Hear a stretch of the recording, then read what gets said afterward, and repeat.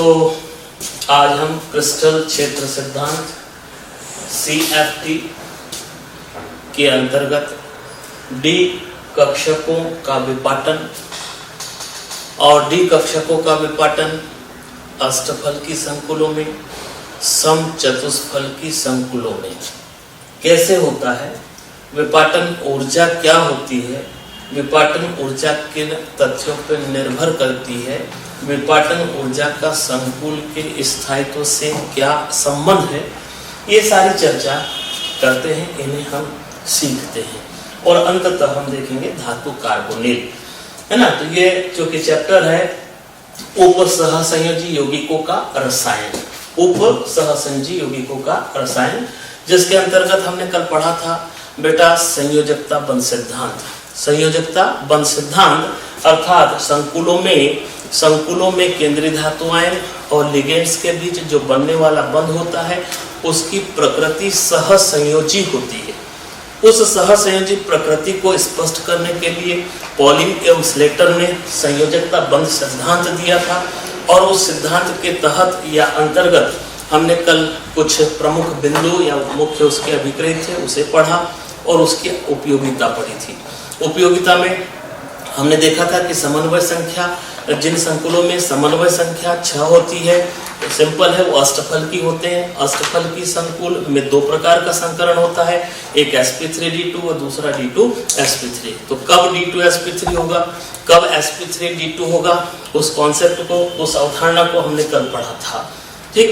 और उसी में ऐसे संकुल जिसमें केंद्रीय धातु आयन की समन्वय संख्या 4 होती है, सिंपल है, ऐसे संकुल की जो ज्यामिति होगी या तो वर्ग समतली होगी या समचतुष्फल की होगी।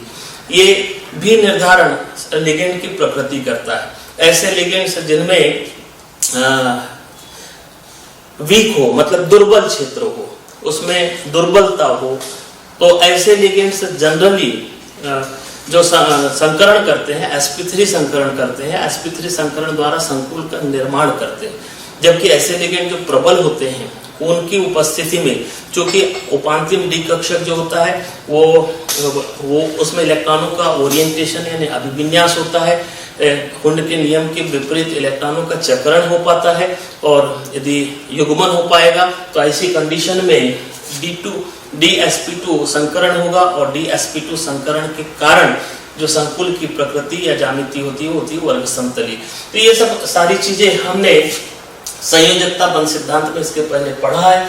और उसकी जो कमियां ये थी कि संयोजकता बंध सिद्धांत पूर्णतः केंद्रीय धातु आयन के मूल इलेक्ट्रॉनिक विन्यास, संकुल आयन के विन्यास और केंद्रीय धातु आयन में संकरण पर आधारित था। उसमें लिगेंड्स को महत्व नहीं दिया गया था और बहुत क्लियर नहीं था कि किसी संकुल की चुंबकीय प्रकृति और संकुल की ज्यामिति में क्या रिलेशन होना चाहिए, या संकुल में कौन सा संकरण होगा और चुंबकीय गुण। कई बार तो ये होता था कि चुंबकीय गुण के आधार पर हम संकरण निर्धारित कर पाते थे, न कि संकरण के अनुरूप चुंबकीय गुण। तो कहीं विरोधाभास था और रंग की भी पूर्णतः स्पष्ट व्याख्या नहीं की गई थी। और सबसे महत्वपूर्ण बात थी कि कौन सा लिगेंड प्रबल होगा, कौन सा लिगेंड दुर्बल होगा, ये अवधारणा उस सिद्धांत में क्लियर नहीं था।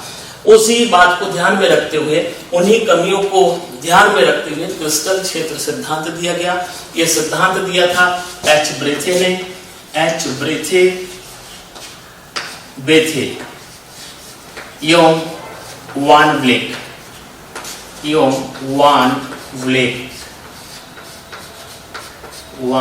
ब्लेक, ठीक। क्रिस्टल क्षेत्र सिद्धांत किसने दिया, एच बेथे एवं वान ब्लेक। बनेंगे ये वो है एच बेथे वान ब्लेक जी। तो एक्चुअल में क्या था कि बहुत से ऐसे संकुल जिनका जो गुण था, आयनिक गुण था, उनमें आयनिक प्रकृति थी। और संयोजकता बंध सिद्धांत ने कहा था कि सहसंयोजी प्रकृति होती है, तो सिंपल है, विरोधाभास है।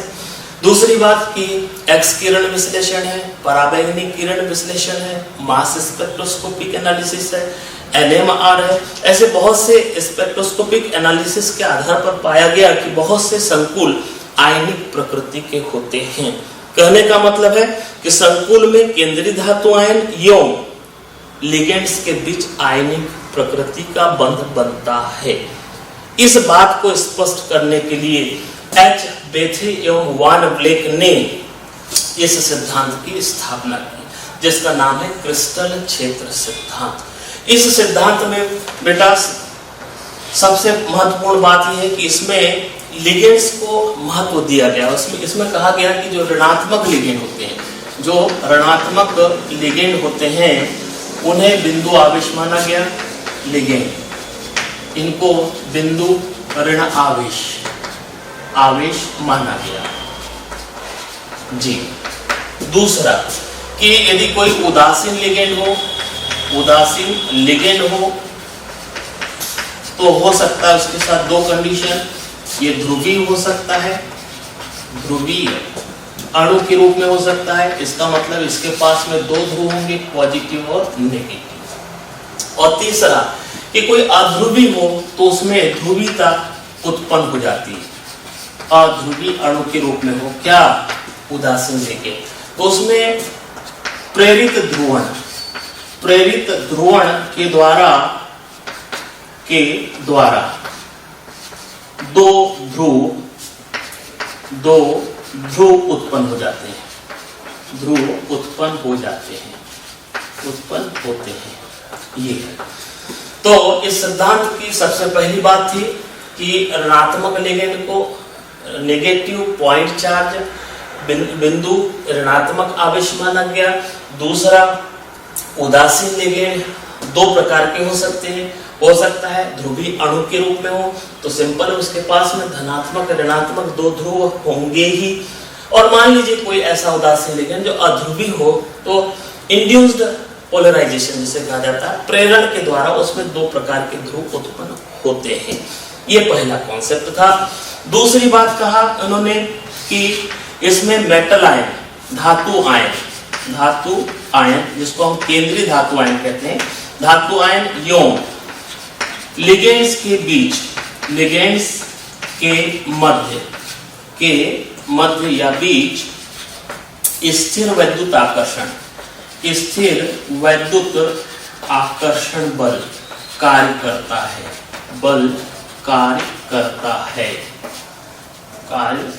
है। ठीक। CFT अर्थात क्रिस्टल क्षेत्र सिद्धांत की दूसरी महत्वपूर्ण बात थी कि धातु आयन और लिगेंड्स के मध्य क्या होता है, स्थिर वैद्युत आकर्षण बल कार्य करता है। और इस स्थिर वैद्युत आकर्षण बल के द्वारा ही धातु धनायन लिगेंड्स को अपनी तरफ क्या करता है, अट्रैक्ट करता है, आकर्षित करता है। अर्थात लिगेंड्स केंद्रीय धातु आयन से अप्रोच होते हैं किसके थ्रू, इलेक्ट्रोस्टैटिक अट्रैक्शन अर्थात स्थिर वैद्युत आकर्षण, और ये जनरली प्रबल बल कहलाता है। ये कैसा होता है, प्रबल होता है। तीसरी बात कही गई, तीसरी बात से शुरू होता है ये कॉन्सेप्ट। ये तीसरी बात ये कही गई है कि जब संकुल निर्माण में उच्च धन आवेश वाले धातु आयन के समीप लिगेंड आएगा, कौन आएगा, लिगेंड आएगा, तो लिगेंड्स और धातु आयन की उपांतिम या बाह्यतम कक्षा के जो ऑर्बिटल इलेक्ट्रॉन एक दूसरे के संपर्क में आएंगे, एक दूसरे के पास आएंगे, और यदि पास आते हैं तो उनमें प्रतिकर्षण होगा, और प्रतिकर्षण के कारण उपांतिम कक्षा के विशेष तौर से डी कक्षक जो होते हैं वो दो भागों में बढ़ जाते हैं, अर्थात डी उपकोष का दो भागों में विभाजन हो जाता है। इसी क्रिया को कहा जाता है विपाटन, है ना। ये बहुत क्लियर है। ये ज्यामिति, ये जो स्ट्रक्चर और ज्यामिति बनी हमने, ये बनाया अष्टफल की संकुलों की ज्यामिति, और ये है समचतुष्फल की संकुल। ठीक है, कैसा है, समचतुष्फल की। तो ये ज्यामिति के आधार पर हम विपाटन को बहुत आसानी से समझ या समझा सकते हैं। समझ लेंगे तो समझा जाएंगे। देखो इसको थोड़ा सा ऐसा मिला देते हैं इस प्रकार से, और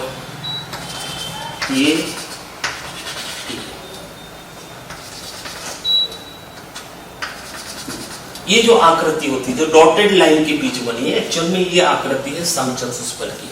यानी इस आकृति को बनाने के लिए एक घन का उपयोग किया गया है। घन में जो 8 कोने होते हैं उसमें से एकांतर कोनों पर हम लिगेंड को स्टेबलाइज किया माना है और उन लिगेंड्स को केंद्रीय धातु आयन से जोड़ दिया। तो इस प्रकार से घन आकृति में बनी हुई है समचतुष्फल की ज्यामिति। ठीक, तो देखिए हम कि इस सिद्धांत के अनुसार जब अष्टफल की संकुलों का निर्माण होता है अर्थात केंद्रीय धातु आयन और चूंकि लिगेंड कैसे है ऋणावेशित बिंदु आवेश है या नेगेटिव पॉजिटिव पोल वाला अणु है, तो ये नेगेटिव पोल से या ऋण आवेश जब केंद्रीय धातु आयन अपनी तरफ खींचेगा तो ये जो धातु आयन है धातु आयन के उपांतिम डी मतलब n-1d ये उपकोष जो कि इसमें इलेक्ट्रॉन है ये उपकोष और लिगेंड के बीच में इंटरेक्शन प्रोसेस होगी और उसी आधार पर डी कक्षकों का क्या होता है विपाटन होता है। डी कक्षकों का विपाटन होता है। उसके बाद ये कहा गया है कि स्प्लिटिंग पर या विपाटन पर जो डी कक्षक बनते हैं उन डी कक्षकों में इलेक्ट्रॉनों का वितरण ठीक वैसे ही होता है जैसे परमाणु कक्षकों में होता है। कहने का मतलब सबसे पहले इलेक्ट्रॉन कम ऊर्जा वाले कक्षकों में प्रवेश करेगा, जब वो फिलअप हो जाएगा तब उच्च ऊर्जा वाले कक्षक में जाएगा। ठीक, पहला इलेक्ट्रॉन क्लॉकवाइज होगा, दूसरा क्लॉकवाइज होगा, तीसरा क्लॉकवाइज होगा। जो भी रिक्त कक्षक है उनमें पहले इलेक्ट्रॉन क्लॉकवाइज भरे जाते हैं, जब क्लॉकवाइज भर चुके होते हैं तब एंटी क्लॉकवाइज अर्थात युग्मन प्रारंभ होता है।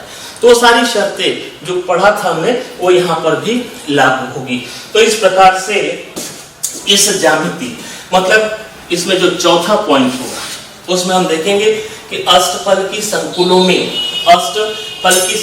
में डी ऑर्बिटल का विपाटन कैसे होता है। इस कॉन्सेप्ट को समझाने के लिए हमने आपके सामने एक अष्टफल की संकुल बनाया है। इस अष्टफलक के केंद्र पर एक केंद्रीय धातु आयन है। केंद्र पर क्या है केंद्रीय धातु आयन और L क्या है ये लिगेंड है। ये या तो ऋणात्मक है या ध्रुवीय अणु है। ठीक, सिंपल है। इस पर कौन सा चार्ज है माइनस। ये धातु धन आयन जो कि केंद्रीय धातु आयन है इस पर उच्च धन आवेश होता है। उस धन आवेश के कारण ये धन आयन इन लिगेंड्स को अपनी तरफ आकर्षित करते हैं। ये आकर्षित करा, ये आकर्षित किया, इसने खींचा, इसने ऐसे सिंपल है। ये लिगेंड इस ज्यामिति के अनुदिश या ज्यामिति के अकॉर्डिंग आप देख रहे हैं कि लिगेंड वास्तव में x, y और z अक्षों के अनुदिश कहां जा रहे हैं केंद्रीय धातु आयन के पास जा रहे हैं। तो उसी आधार पर हम डी कक्षकों का विपाटन करेंगे। ठीक, डी कक्षक अर्थात डी उपकोष। डी उपकोष में कितने कक्षक होते हैं ये हमने डी उपकोष बनाया। इसमें होते हैं 5 कक्षक। कितने 5 नाम भी इसका dxy, dyz, dzx, dx² y² और dz²। ठीक है, ये डी उपकोष ये कहलाता है। ठीक, डी उपकोष ये किसके पास है केंद्रीय धातु आयन के पास है। ठीक, केंद्रीय धातु आयन लिगेंड्स को अपनी तरफ खींच रहा है। लिगेंड केंद्रीय धातु आयन के पास आ रहे हैं। जैसे पास आ रहे हैं तो सबसे पहले केंद्रीय धातु आयन का उपांतिम डी या डी उपकोष इन लिगेंड्स के कांटेक्ट में आएगा। जो कि डी उपकोष का मतलब यहाँ कहीं ना कहीं इलेक्ट्रॉन्स है और ये भी कैसे है नेगेटिव है।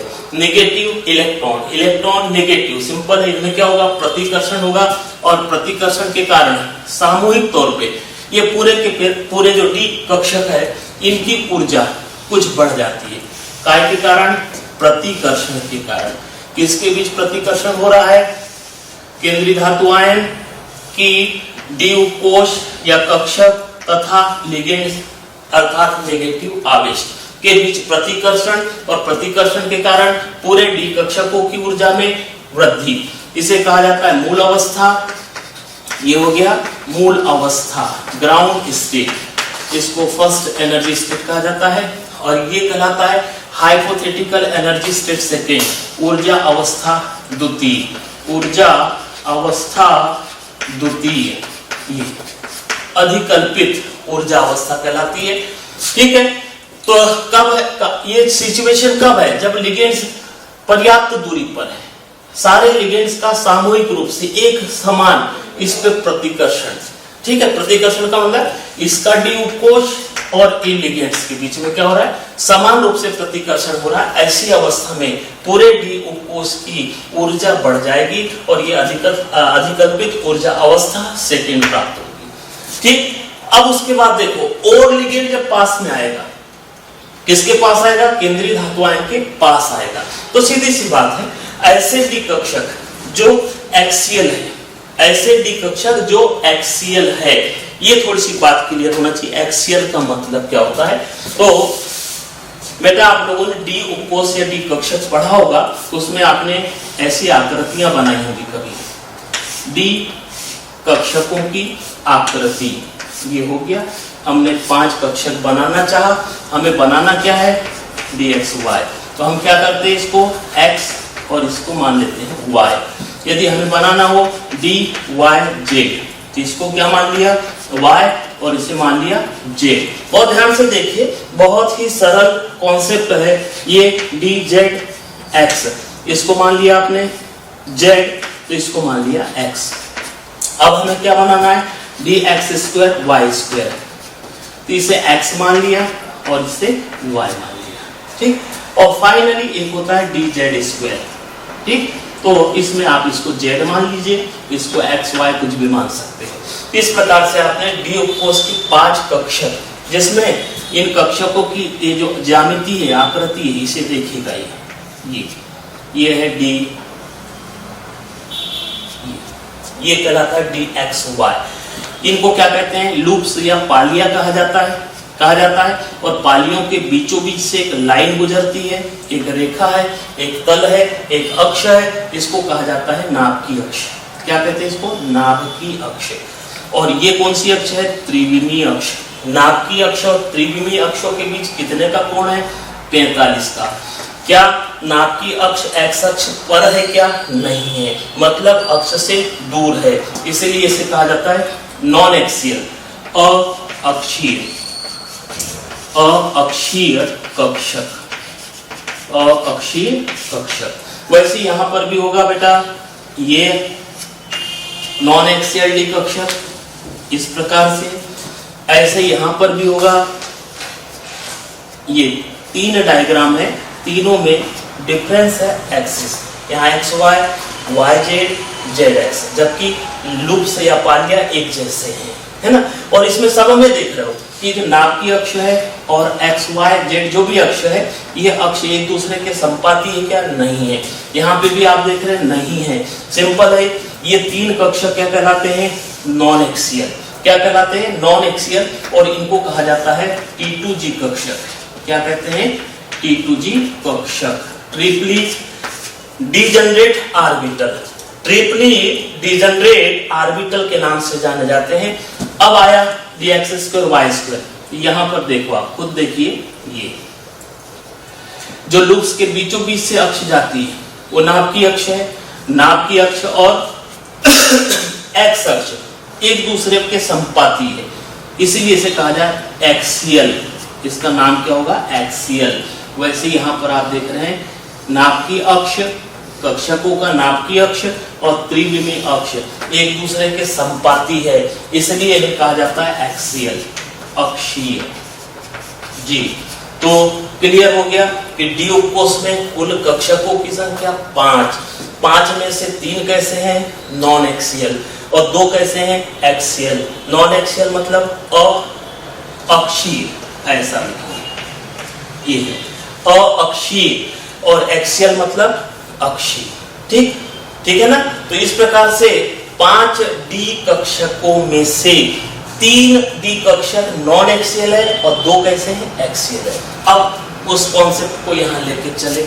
आपने देखा कि अष्टफल की जब संकुल बन रहा होता है, क्रिस्टल क्षेत्र सिद्धांत के अनुसार केंद्रीय धातु आयन लिगेंड्स को अपनी तरफ स्थिर वैद्युत आकर्षण बल से खींचता है।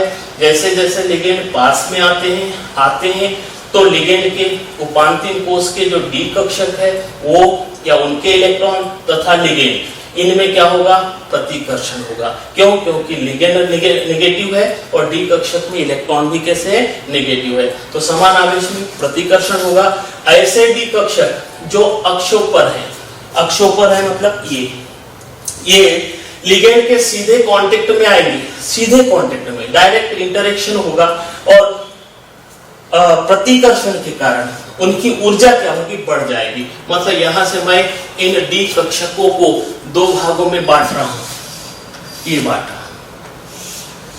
ईजी कक्षक, इनका नाम था क्या, ईजी। एक्सियल मतलब ईजी, इक्वाटोरियल डिजनरेट ऑर्बिटल के नाम से जाना जाता है। ये कक्षक और लिगेंड एक दूसरे के बहुत पास आएंगे, प्रतिकर्षण के कारण ईजी की ऊर्जा बढ़ जाएगी, ये बढ़ गई, और T2G की ऊर्जा न बढ़ेगी, इस प्रकार की कंडीशन। ये हो गया Eg, ये हो गया T2G। जी हाँ, ठीक, इसे ही कहा जाता है डी ऑर्बिटल विपाटन। डी ऑर्बिटल का दो ऊर्जा समुच्चयों में बढ़ जाना डी ऑर्बिटल विपाटन कहलाता है। ठीक, क्लियर?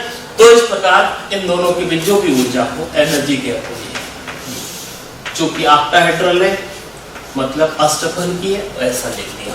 क्या लिखा, डेल्टा ओ, नीचे कौन, टी, ऊपर कौन, Eg।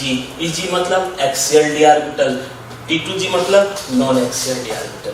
ये जो विपाटन है ये तभी आपका क्लियर होगा जब ये कॉन्सेप्ट, यदि ये आपको बात समझ में आ गई कि अष्टफल के संकुलों में केंद्रीय धातु आयन के पास लिगेंड्स अक्षों के अनुदिश समीप पहुंचते हैं, और अक्षों के यदि अनुदिश समीप पहुंचते हैं तो सिंपल है, केंद्रीय धातु आयन के ऐसे डी कक्षक जो एक्सियल हैं वो और लिगेंड के बीच में डायरेक्ट इंटरेक्शन, और डायरेक्ट इंटरेक्शन के कारण प्रतिकर्षण अधिकतम, और प्रतिकर्षण अधिकतम के कारण Eg की ऊर्जा जो एक्सियल डी कक्षक है उनकी ऊर्जा बढ़ जाएगी और T2 की ऊर्जा क्या होगी, घट जाएगी, और डी कक्षक दो भागों में बढ़ गया।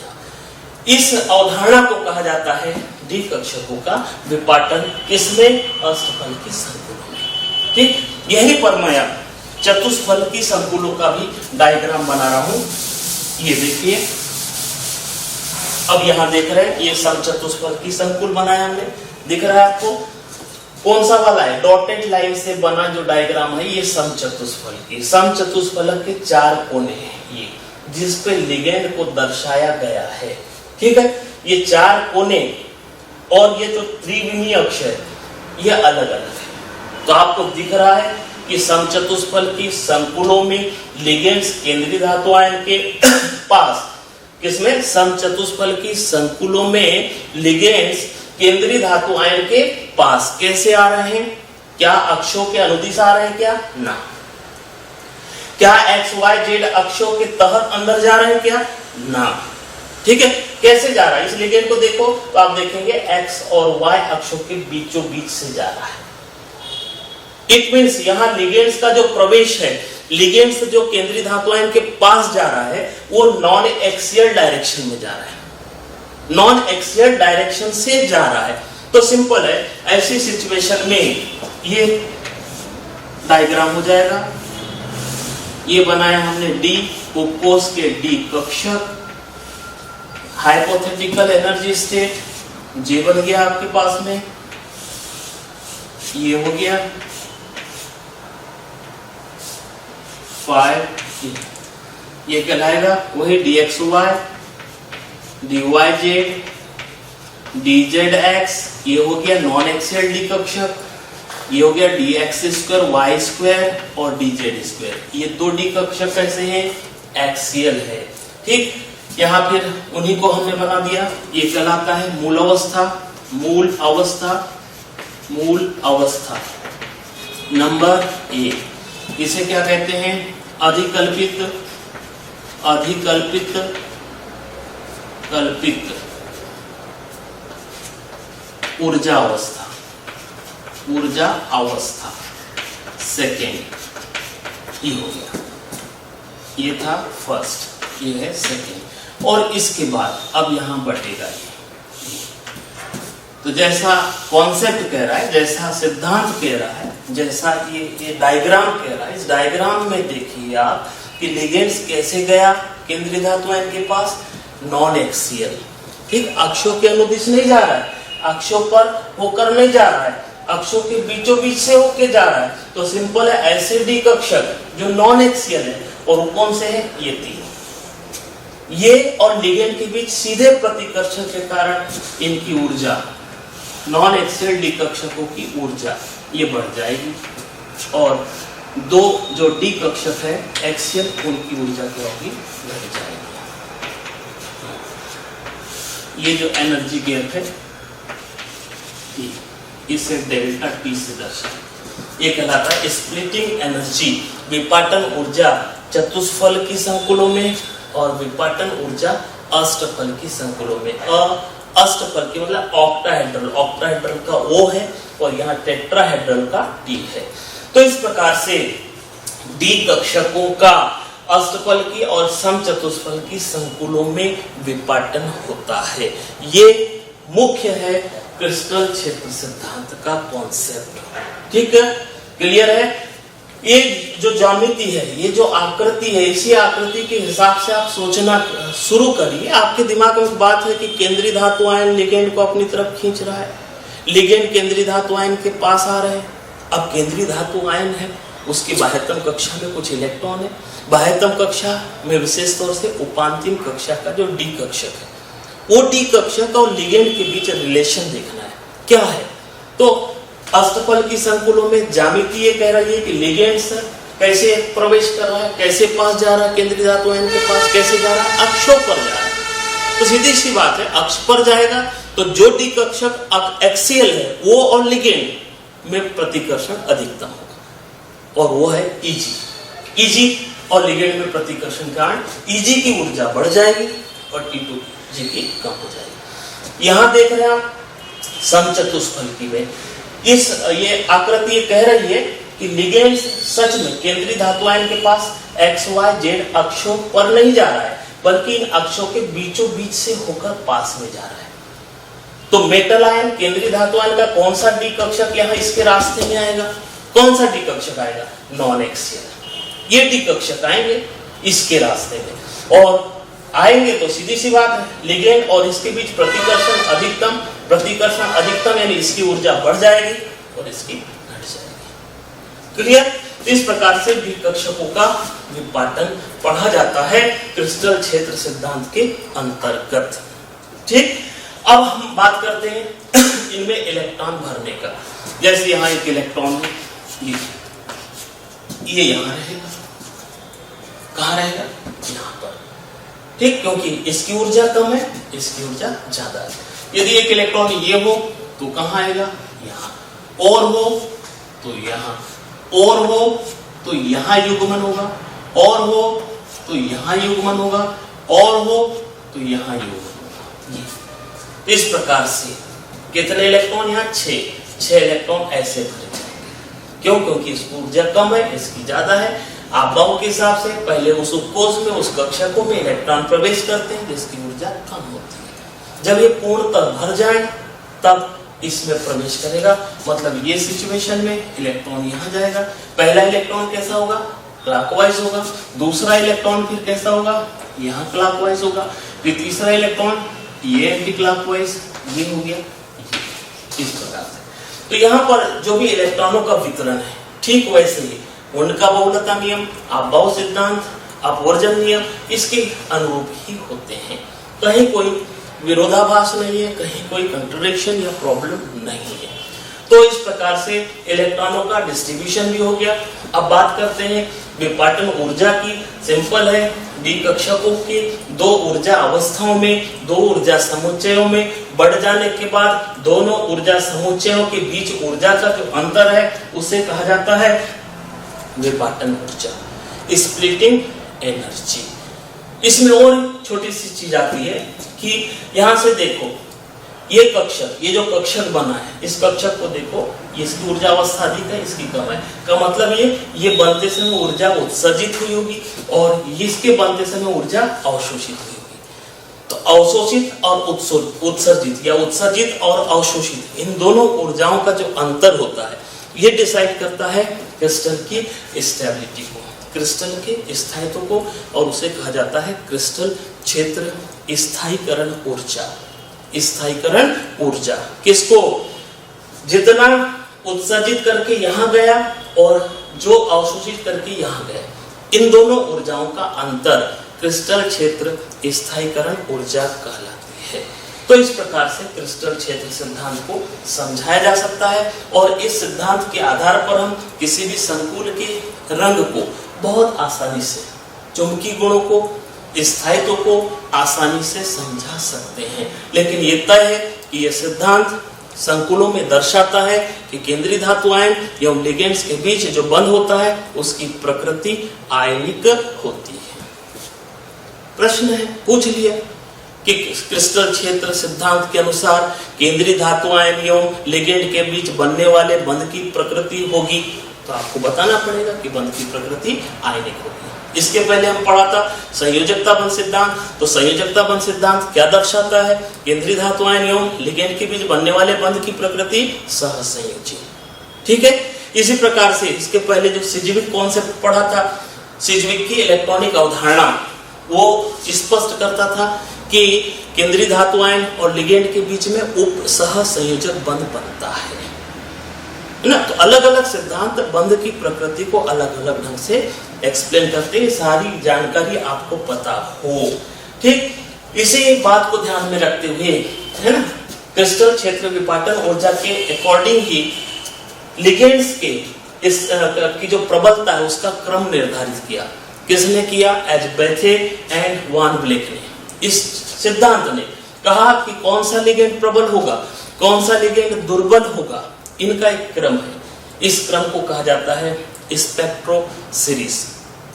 ठीक है, स्पेक्ट्रो सीरीज के नाम से जाना जाता है, और इस सीरीज के हिसाब से कार्बोनिल लिगेंड जो न्यूट्रल लिगेंड है, ये प्रबलतम सिनाइडो या CN- लिगेंड, ये उससे थोड़ा कम नाइट्रो NO2-, इसी प्रकार से सल्फाइटो SO3-, ये इथाइलिन डायमाइन है, ये पिरिडीन है, ये एमीन न्यूट्रल लिगेंड है। उसके बाद EDTA इथाइलिन डायमाइन टेट्रा एसीटेटो, ये नेगेटिव लिगेंड है, इस पे 2- चार्ज होता है, 4- भी हो सकता है, 2- भी 3- भी।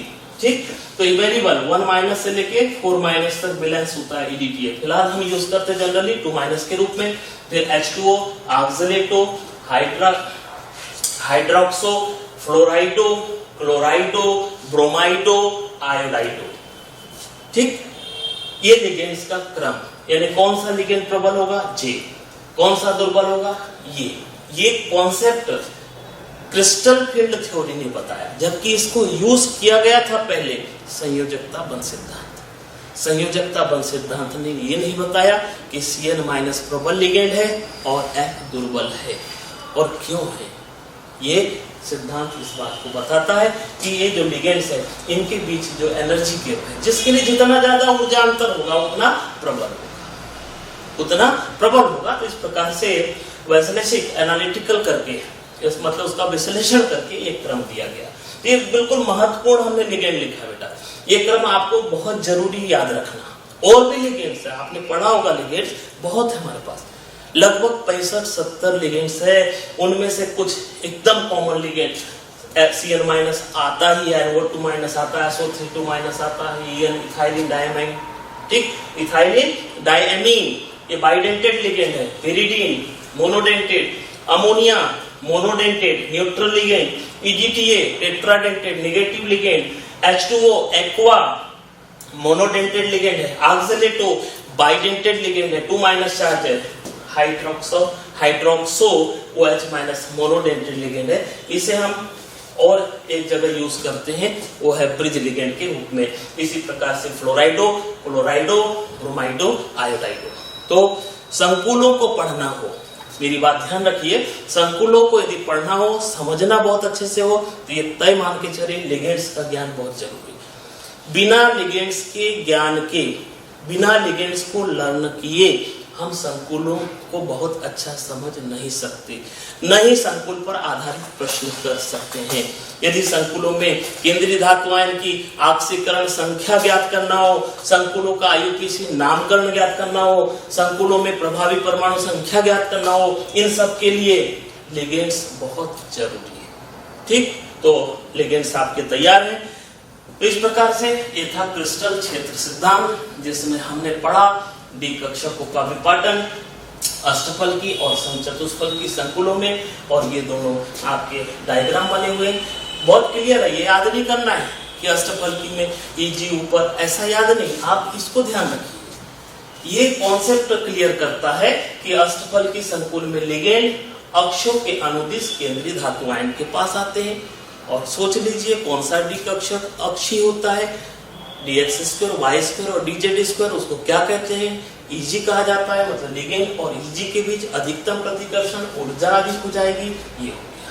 इसमें आपको देख सकते हो कि समचतुष्फल की जो ज्यामिति है, ये ज्यामिति इस बात को दर्शाती है कि लिगेंड हमेशा इसमें, इस प्रकार के संकुलों में लिगेंड कैसे अंदर आता है केंद्रीय धातु आयन के पास, नॉन एक्सियल डायरेक्शन में। और नॉन एक्सियल डायरेक्शन में आएगा तो ऐसे डी कक्षक जो नॉन एक्सियल हो और वो लिगेंड, उनके बीच सीधे टक्कर होगी, और सीधे टक्कर के कारण T2G की ऊर्जा क्या होगी, बढ़ जाएगी। तो non axial T2G, axial EG, ये दो ऊर्जा समुच्चय कहलाते हैं, और इस प्रकार से बढ़ जाना क्रिस्टल क्षेत्र विपाटन कहलाता है। और ये ऊर्जा अंतर के आधार पर विभिन्न लिगेंड्स को उनकी प्रबलता का क्रम प्रदान किया गया, ये क्रम कहलाता है स्पेक्ट्रो सीरीज। ये सीरीज आपको ध्यान रखना। क्लियर। अब हम आते हैं इसी में आगे धातु कार्बोनिल। धातु कार्बोनिल इस प्रकार के आपने संकुल पढ़ा होगा, ये भी संकुल ही है, CO4, ऐसे ही पढ़ा है एनाइल CO4, बहुत से होते हैं, बहुत से आपको FeCO5। ये क्या है, धातु कार्बोनिल यौगिक, मतलब ऐसे संकुल जिनमें लिगेंड्स कौन, कार्बोनिल समूह, लिगेंड्स कौन, कार्बोनिल समूह होता है, ऐसे संकुलों को हम कहते हैं धातु कार्बोनिल यौगिक। ठीक है, देख रहे हैं आप, ये कार्बोनिल ग्रुप कहलाता है CO, इसका नाम है टेट्रा कार्बोनिल कोबाल्ट 0, इसका नाम है टेट्रा कार्बोनिल निकिल 0, इसका नाम है पेंटा कार्बोनिल आयरन 0, और भी ऐसे होते हैं। तो आप देखिए इसमें धातु से, केंद्रीय धातु परमाणु से कौन जुड़ा है, कार्बोनिल समूह, इसलिए इन्हें कहा जाएगा धातु कार्बोनिल। CO मतलब कार्बोनिल, Fe और क्या लिया, CO, Ni, Cr, Mn, जो भी है ये क्या है, धातु, और CO कार्बोनिल, एक दूसरे से जुड़े हैं। अब जुड़े हैं, जिन बंधों से जुड़े हैं, इसमें दो प्रकार के बंध होते हैं, एक सिग्मा बॉन्ड और दूसरा होता है पाई बॉन्ड। सिग्मा बॉन्ड और दूसरा क्या है, पाई बॉन्ड। ठीक है, सिग्मा बॉन्डेड आर्गोनोमेट्रिक कंपाउंड और पाई बॉन्डेड आर्गोनोमेट्रिक कंपाउंड, या किसी किसी कार्बोनिल यौगिक में, सीधी किसी कार्बोनिल यौगिक में दोनों बंध हो सकते हैं। ये जो पाई बॉन्ड होता है, एक शब्द में से कहा जाता है पश्च पाई बॉन्ड, पश्च पाई बॉन्ड जी।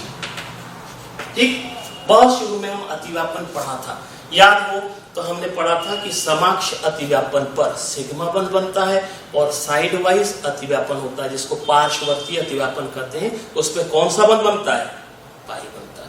सिंपल है, यहाँ पे साइड वाइज ओवरलैपिंग होता होगा, किसके बीच में, धातु परमाणु के कक्षकों और कार्बोनिल समूह के कक्षक के बीच में, कौन सा, साइड वाइज ओवरलैपिंग, और साइड वाइज ओवरलैपिंग पर ही कौन सा बंध बनेगा, पाई बंध बनेगा। और यदि कोएक्सियल अर्थात एक्सियल डायरेक्शन में अतिव्यापन होगा तब कौन सा बंध बनता है, सिग्मा। इस प्रकार से हम डायग्राम भी बनाते थे। ये देखो, ये कक्षकों में ये कहलाता था, ये एक्सियल कहलाता है, इसको कहते हैं समाक्ष अतिव्यापन। समाक्ष, ये समाक्ष अतिव्यापन, इस पे सिग्मा बॉन्ड और ऐसे ही दो कक्षक, इस प्रकार से ये देख रहे हैं आप, ये बना लिया हमने 2p कक्षक, ये जो बॉन्डिंग है ये इलेक्ट्रॉन क्षेत्र घनत्व को दर्शाता है ये। तो इस प्रकार से ये जो बॉन्डिंग होती है इसको कहते हैं पाई। तो इन यौगिकों में धातु परमाणु जो भी है उसके कक्षक रिक्त हो सकते हैं, अर्धपूरित हो सकते हैं, पूर्णपूरित हो सकते हैं, ठीक है। और लिगेंड अर्थात कार्बोनिल समूह का कक्षक के बीच अतिव्यापन होगा। पर ध्यान रखिएगा, कार्बोनिल समूह का पूर्णपूरित कक्षक और इन धातु परमाणु के रिक्त कक्षक, इनके बीच सामान्यतः अतिव्यापन होता है। अतिव्यापन यदि समाक्ष हो तो सिग्मा बनेगा, अतिव्यापन यदि साइड वाइज हो तो पाई बॉन्ड बनेगा। इस प्रकार से पाई बॉन्ड जो बनता है, इस पाई बॉन्ड को कहा जाता है धातु कार्बोनिल यौगिकों में उसे कहा जाता है पश्च पाई बॉन्ड, है ना। ये क्वेश्चन आता है धातु कार्बोनिलों में बंध पाया जाता है और उसका ऑप्शन है पश्च पाई बॉन्ड। और ये बॉन्ड कैसे बनता है, क्लियर है, जिसमें धातु के किसी रिक्त कक्षक के साथ में कार्बोनिल समूह का पूर्णपूरित कक्षक साइड वाइज ओवरलैपिंग करेगा, पार्श्वतीय अतिव्यापन करेगा और उसके द्वारा बनेगा पश्च पाई बंध। तो इसका सामान्य जानकारी है धातु कार्बोनिल, उसके उदाहरण हमको परीक्षा में पूछे जाते हैं। सिंपल सा प्रश्न आ जाएगा, धातु कार्बोनिल से क्या समझते हो, ठीक, उदाहरण दीजिए। तो परिभाषा लिखेंगे, ऐसे कार्बोधात्विक यौगिक, या ये कह सकते हैं कि ऐसे कॉम्प्लेक्स जिसमें धातु से कार्बोनिल समूह जुड़ा होता है, संयोजित होता है, उसे कहा जाता है धातु कार्बोनिल कंपाउंड्स। जैसे tetra carbonyl cobalt, tetra carbonyl nickel, tetra carbonyl iron, इनमें सबकी ऑक्सीकरण अवस्था भी लिखना है तो कोष्टक में क्या लिख देते हैं 0। क्लियर है। इसमें कार्बोनिल समूह एज अ लिगेंड काम करता है और धातु केंद्रीय धातु आयन के रूप में, यानी यहाँ धातु आयन न होकर धातु परमाणु है। धातु परमाणु के कुछ रिक्त कक्षक और कार्बोनिल समूह के पूर्णपूरित कक्षक, इनमें क्या होगा, ओवरलैपिंग होगा। ओवरलैपिंग समाक्ष हो सकता है, साइड वाइज हो सकता है। समाक्ष होगा सिग्मा बॉन्ड बनेगा, साइड वाइज होगा पाई बॉन्ड बनेगा, ठीक। और इस प्रकार से बॉन्डिंग होती है, उस बॉन्डिंग को हम समझा सकते हैं। क्लियर। और इसमें थोड़ी सी चर्चा आप लोग देख लीजिएगा, संकुलों के स्थायित्व, संकुलों के स्थायित्व को प्रभावित करने वाले कारकों पर पूछ लिया जाता है और उसमें कुछ नहीं है, 3 कारक होते हैं, धातु आयन की प्रकृति, दूसरा लिगेंड की प्रकृति और तीसरा माध्यम या विलायक की प्रकृति। किसके स्थायित्व को, संकुलों के स्थायित्व को प्रभावित करने वाले कारक, धातु आयन की प्रकृति, लिगेंड्स की प्रकृति और विलायक या माध्यम जो भी होगा उसकी प्रकृति। अब यदि लिगेंड्स की प्रकृति की बात करेंगे तो सिंपल है, लिगेंड्स का आकार, इन्हें त्रिज्या, ठीक, उस पे इलेक्ट्रॉन घनत्व, ये इनकी सारी चर्चा करेंगे। ऋण विद्युतता या आयरन ऊर्जा की बात करेंगे, आकार की बात करेंगे, स्थायित्व से रिलेटेड यही जानकारी है। स्थायित्व को देख लीजिएगा और देख लो अंततः संकुलों का अनुप्रयोग, संकुलों का महत्व, इसे जरूर देखिए। महत्व, ये थ्योरेटिकल क्वेश्चन है, संकुलों का महत्व कैसा है, थ्योरेटिकल है। कहाँ संकुलों का इंपॉर्टेंस होता है, वे जल की कठोरता के निर्धारण में EDTA का उपयोग करते हैं। EDTA एक किलेटिंग एजेंट है, वो संकुल बनाता है और उसी आधार पर हम उसका विश्लेषण करते हैं। तो कठोरता के निर्धारण में हो गया, ठीक। मान लीजिए किसी प्रकार का रेडियोएक्टिव सब्सटेंस हमारे शरीर के अंदर है या किसी रूप में चला गया है, उसे इमिट करना है, उसे बाहर करना है, तो भी हम संकुल फॉर्मेशन अर्थात संकुल बना के उसे अलग कर सकते हैं। बहुत से ऐसे बायोलॉजिकल प्रोसेस होती है बॉडी के अंदर, उसमें संकुल यूज होता है, ठीक। और धातुओं के मेटलर्जी, धातुओं के निष्कर्षण में भी हम किसका उपयोग करते हैं, संकुल बनाने का उपयोग करते हैं। तो ऐसे और भी इंपॉर्टेंस हो सकते हैं, उनको ध्यान से देख लीजिए। 5 या 7 इंपॉर्टेंस है। धातु कार्बोनिल हो गया, क्रिस्टल क्षेत्र विभाजन हो गया, और इसके पहले हमने पढ़ा था संयोजकता बंध सिद्धांत और उसकी उपयोगिता। तो यहाँ पर ये हमारा चैप्टर कंप्लीट होता है, और कोई प्रॉब्लम हो तो पूछिएगा।